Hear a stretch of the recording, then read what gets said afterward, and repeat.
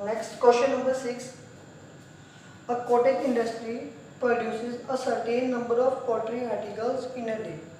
ये बोल रहे हैं कि कॉटेज इंडस्ट्री है, ठीक है, जो कि कुछ सर्टेन नंबर ऑफ आर्टिकल बना रही है। पहले ना आपको इस क्वेश्चन को थोड़ा सा इजी वे से एक्सप्लेन कर देता हूँ, ठीक है। इसको मतलब कि प्रैक्टिकल लाइफ में ले आता हूँ।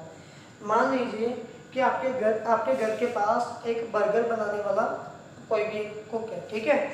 वहाँ पे एक शॉप है, वहाँ से बर्गर मिल रहे हैं आपको। तो उसने किसी दिन कुछ पर्टिकुलर नंबर ऑफ बर्गर बना लिए। सपोज कर लीजिए उसने 10 बर्गर बनाए किसी एक दिन, ठीक है। मान लो कि उसने एक दिन कितने बर्गर बनाए, हमारे पास 10 बर्गर बना लिए। चलो, अब इसके बाद it was observe on a particular day that the cost of production of each article. तो इस बर्गर का, एक बर्गर का रेट कितना होगा, इससे रिलेटेड हमें एक सिचुएशन गिवन है। इस सिचुएशन में वो बोल रहे हैं कि एक बर्गर का रेट कितना है, 3 मोर, पहले मैं लिख के दिखा देता हूँ, 3 more than twice number of burger, number of articles, के जितने भी बर्गर बनाए पहले उनके नंबर्स को डबल कर दीजिए, उसमें 3 ऐड कीजिए, वो एक बर्गर का रेट है। अब मान लीजिए कि उस दुकानदार ने कितने बर्गर बनाए थे, 10 बर्गर बना दिए। तो अब एक बर्गर का कॉस्ट क्या आएगा, कॉस्ट ऑफ ईच बर्गर, वो क्या आएगा, वो रहेगा आपके पास 3 मोर, मतलब कि 3 रुपीज प्लस कर दीजिए, twice, 2 times into number of burger, कितने बर्गर बनाए आपने, 10 बनाए।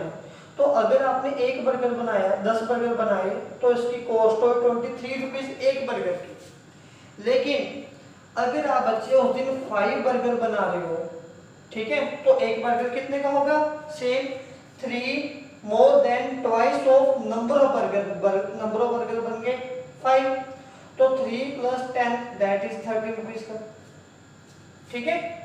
तो अगर आपने उस दिन नंबर ऑफ एक्स बर्गर बनाए हैं, ठीक है, नंबर ऑफ एक्स बर्गर बनाए हैं, तो आपके एक बर्गर की कॉस्ट कितनी आएगी, 3 + 2 टाइम एक्स, मीन टू से 3 + 2x, ये आपकी कॉस्ट आ गई। तो ये सिचुएशन काफी काम की है इस क्वेश्चन के लिए, ठीक है। इसको माइंड में बिठा के रख लेना, अब आपको पता चलेगा कि हमने क्यों बनाई थी। क्वेश्चन में बोला गया है a cottage industry, question number 6 है हमारे पास, शुरू करने से।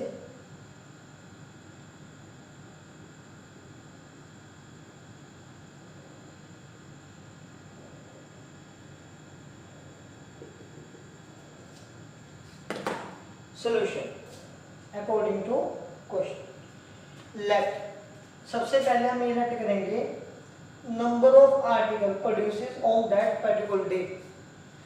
उस पर्टिकुलर डे कितने आर्टिकल बने, क्योंकि क्वेश्चन में हमें गिवन ही है a cottage industry produces a certain number of poultry articles in a day.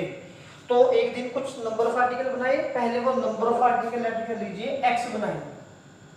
फिर ये बोल रहे हैं it was observed on a particular day that the cost of production of each article in rupees was 3 more than the twice of numbers of articles produces on that day. Mean to say cost of each article क्या आएगी,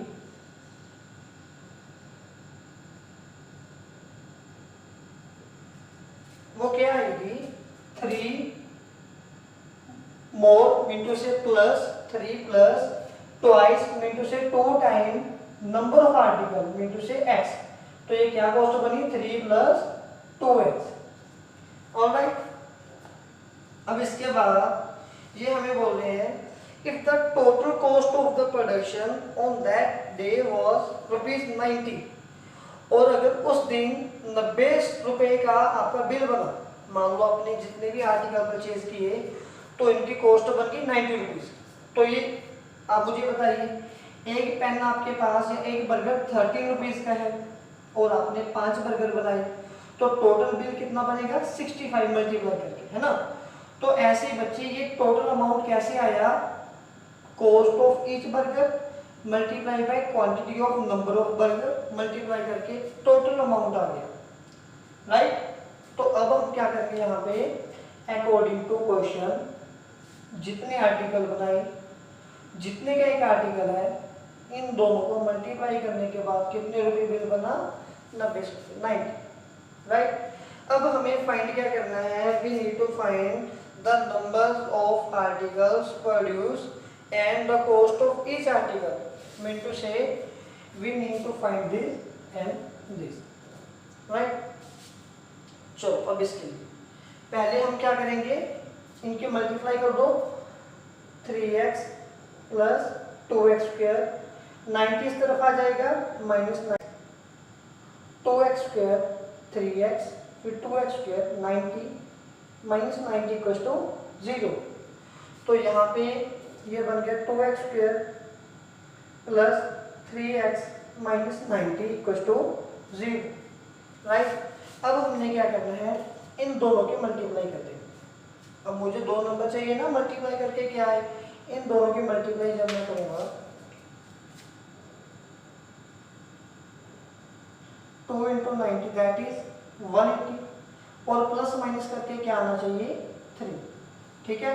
अब बच्चे हमें कोई भी two numbers ऐसे चाहिए जिनकी प्रोडक्ट तो हमारे पास 180 बने, लेकिन प्लस या माइनस करने के बाद हमारे पास जो नंबर आए दैट विल बी 3। मल्टीप्लाई 180 आएगी, यहाँ पे प्लस है तो बड़े नंबर के आगे प्लस, लेकिन 3 चाहिए तो माइनस करना पड़ेगा, तो ये आगे नेगेटिव। इसीलिए अब इसको मैं लिखूंगा यहाँ पे 2x square plus 15x minus 12x minus 90 equals to 0। तो अब इन दोनों में से नंबर कौन सा कॉमन निकल जाए, अगर एक तरफ है मेरे पास 2x स्क्वायर, इसको लिखूंगा मैं 2 × x, 15x को लिखूंगा मैं 3 × 5 × x, x कॉमन आ गया, तो यहाँ पे बचा 2x प्लस 5, फिर माइनस, राइट, 12 एंड 90 में से कॉमन आएगा 12x एंड 90, 2 2 4 3 12 × x 90, 2 3 3 5, तो यहाँ से 3 कॉमन आ गया, दैट्स इट, एक 2 कॉमन आ गया, 6 कॉमन आ गया।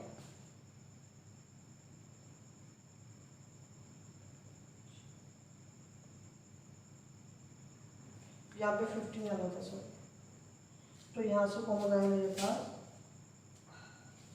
6, तो यहाँ पे बच गया 2x, बाहर नेगेटिव है तो ये साइन चेंज हो गया प्लस का 15, दोनों में से कॉमन आ गया बच्चे 2x प्लस 15, ये नंबर इन दोनों में से कॉमन है, बाकी क्या बचा x माइनस 6 इक्वल्स टू 0, तो 2x plus 15 equals to 0, 2x 0 minus 15, x बन गया -15/2।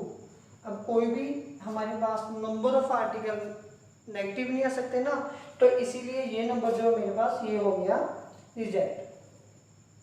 लेकिन अगर x माइनस 6 0 है तो x आएगा 6, x क्या था, नंबर ऑफ आर्टिकल, अगर नंबर ऑफ आर्टिकल 6 है तो कॉस्ट ऑफ ईच आर्टिकल क्या आएगी, that will be 2x plus 3, था ना 3 plus 2x, sorry 3 plus 2 × x, 3 plus 12, सो ₹50। तो 6 आर्टिकल उसने बनाए और एक आर्टिकल को 90 का सेल किया। अगर आप इसको वेरीफाई